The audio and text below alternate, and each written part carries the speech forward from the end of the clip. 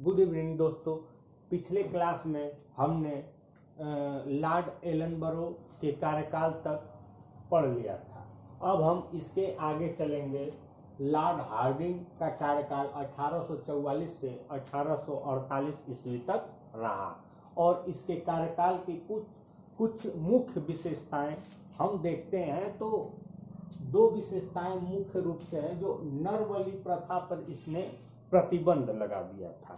हम अब तक सती प्रथा और भी बहुत दास प्रथा पढ़े कि कैसे कैसे किसने उस पर रोक लगाई। उसी के क्रम में नर बलि प्रथा पे प्रतिबंध लगाने वाला भारत का गवर्नर जनरल था लॉर्ड हार्डिंग। इसको हम प्रथम भी कह सकते हैं, क्योंकि लॉर्ड हार्डिंग द्वितीय आएगा 1911 के आसपास, जो दिल्ली को राजधानी फिर बनाया जाएगा।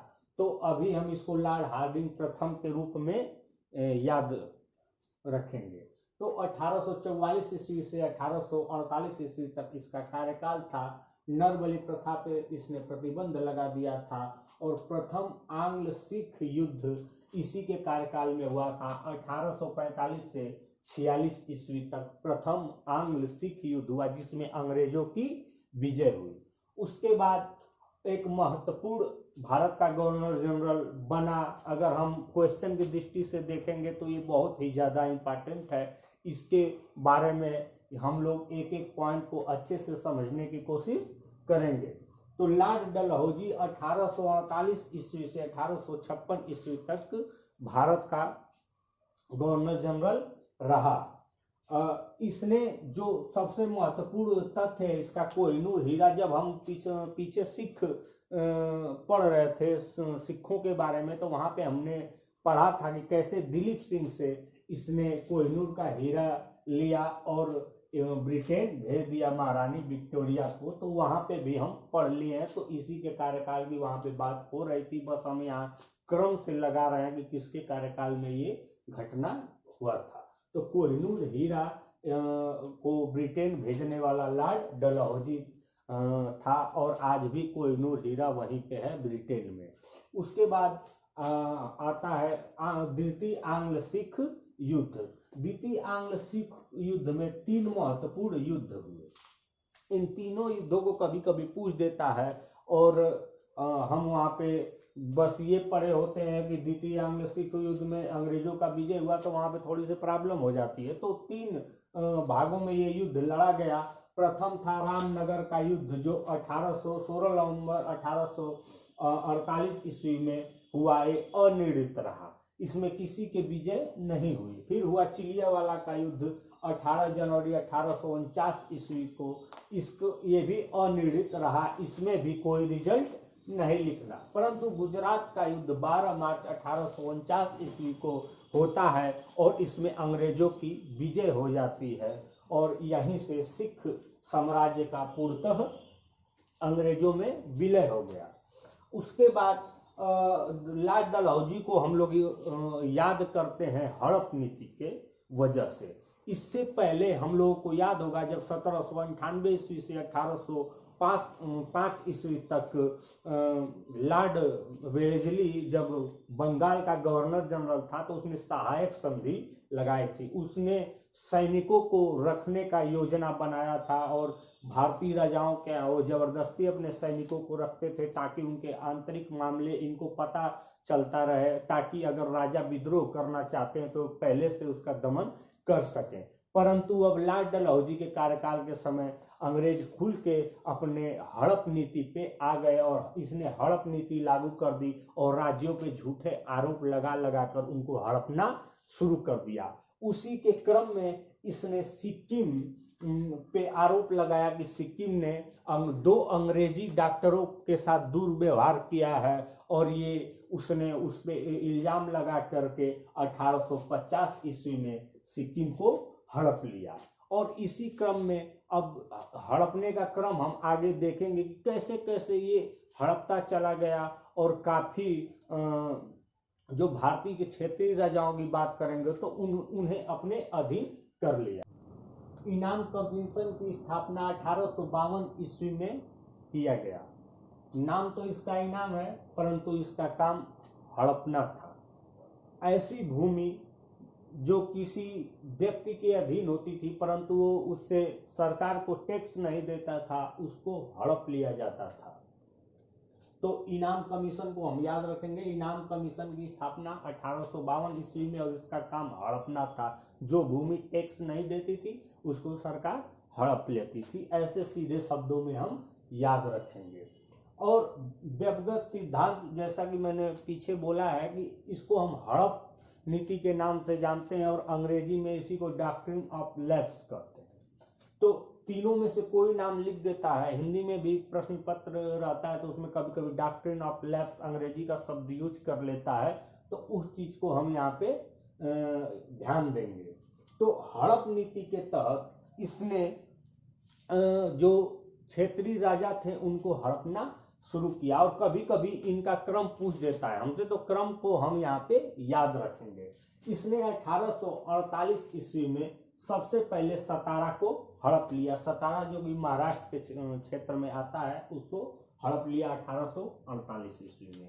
उसके बाद जैतपुरा और संभलपुर को 1849 ईस्वी में हड़प लिया, और बघाट को 1850 ईस्वी में, उदयपुर को 1852 ईस्वी में, और झांसी को 1853 ईस्वी में, और नागपुर को 1854 ईस्वी में, और 1856 ईस्वी में अवध पर कुशासन का आरोप लगाकर उसको हड़प लिया गया। जब हम अवध के बारे में पढ़ रहे थे तो वहां पे हमने इस बात का डिस्कशन किया था कि उस समय वाजिद अली शाह वहां का नवाब था, उसी के समय अवध को हड़प लिया गया।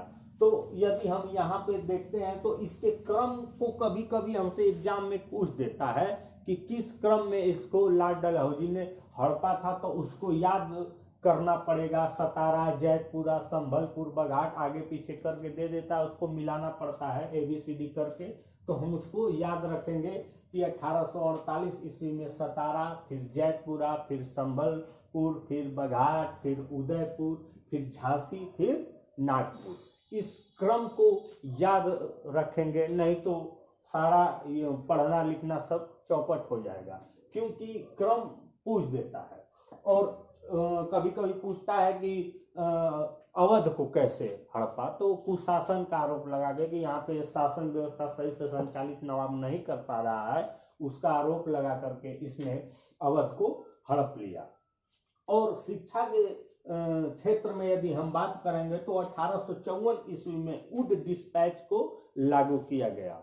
वुड डिस्पैच एक शिक्षा के लिए कमीशन था, वो इसके कार्यकाल में लागू किया गया। उसके बाद हम लॉर्ड डलहौजी को कुछ अच्छे कार्य यदि हम बात करें तो रेलवे के जनक के रूप में इसको जाना जाता है, और भारत में पहली ट्रेन 16 अप्रैल 1853 ईस्वी को मुंबई से ठाणे के लिए, जो मात्र 34 किलोमीटर की दूरी तय करना था, चलाई गई प्रथम ट्रेन। तो हम इसको याद करें कितने डिस्टेंस में चलाई गई, तो 34 किलोमीटर। किन शहरों के बीच में चलाई गई, तो मुंबई से ठाणे। और किसके कार्यकाल में चलाई गई, तो लॉर्ड डलहौजी। और इसने 1854 ईस्वी में पोस्ट ऑफिस विभाग की स्थापना की, और इसको सार्वजनिक निर्माण विभाग का जनक भी कहा जाता है, जिसको हम लोग PWD के नाम से जानते हैं, जो सड़क वड़क बनाता है। उसका भी अगर चलन अगर किसी ने शुरू किया तो वो लॉर्ड डलहौजी था। तो इस प्रकार हमने देखा कि लॉर्ड डलहौजी से कौन कौन से क्वेश्चन पूछ सकते हैं। तो पीछे हमने देखा कि लॉर्ड डलहौजी ने हड़प नीति शुरू किया, और लॉर्ड डलहौजी कैसे कैसे क्षेत्रीय राजाओं को हड़प लेता था, और इसने इनाम कमीशन की स्थापना की।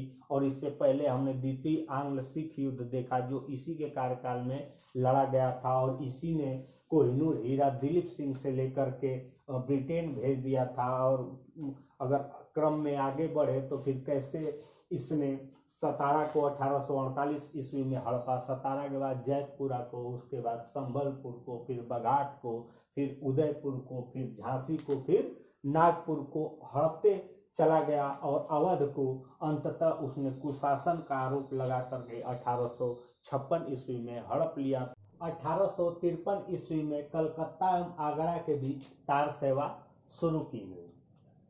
1854 ईस्वी में लोक सेवा विभाग की स्थापना किया गया।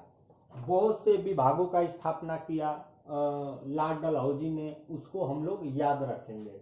शिमला को ग्रीष्मकालीन राजधानी बनाया गया। गर्मी में शिमला को राजधानी बना दिया गया क्योंकि अंग्रेज ठंड, जैसे यूरोप की बात करें तो वो ठंड का क्षेत्र है, तो वो भारत की गर्मी को बर्दाश्त करने में असहज महसूस करते थे गर्मी के समय में, इसलिए उन्होंने अपनी राजधानी शिमला बना दिया। और जो 1854 ईस्वी में लोक सेवा विभाग की स्थापना हुई थी और उस लोक सेवा की परीक्षा को पास करने वाले प्रथम भारतीय की यदि हम बात करें तो सत्येंद्रनाथ टैगोर ने 1863 ईस्वी में लंदन में आयोजित हुई सिविल सेवा की परीक्षा पास करने वाले प्रथम भारतीय होने का गौरव प्राप्त किया। क्योंकि 1922 से पहले 1854 ईस्वी में जब से लोक सेवा विभाग की स्थापना हुई थी तो 1854 से लेकर 1922 के बीच में लंदन में लोक सेवा की परीक्षा होती थी, परंतु 1922 ईस्वी में भारत के इलाहाबाद में भी इस परीक्षा का आयोजन होने लगा। तो इस तथ्य को भी हम याद रखेंगे कि सिविल सेवा की परीक्षा भारत में कब शुरू हुई और कहाँ शुरू हुई, तो 1922 ईस्वी में इलाहाबाद में, उससे पहले सिर्फ लंदन में आयोजित होती थी। तो इस प्रकार हमने देखा कि लॉर्ड डलहौजी के समय बहुत से विभागों की स्थापना हुई और हम इसको याद रखेंगे क्योंकि यहाँ से क्वेश्चन बहुत ही ज़्यादा बनते हैं और इसके आगे हम लोग देखेंगे लॉर्ड कैनिंग के बारे में अगले क्लास में।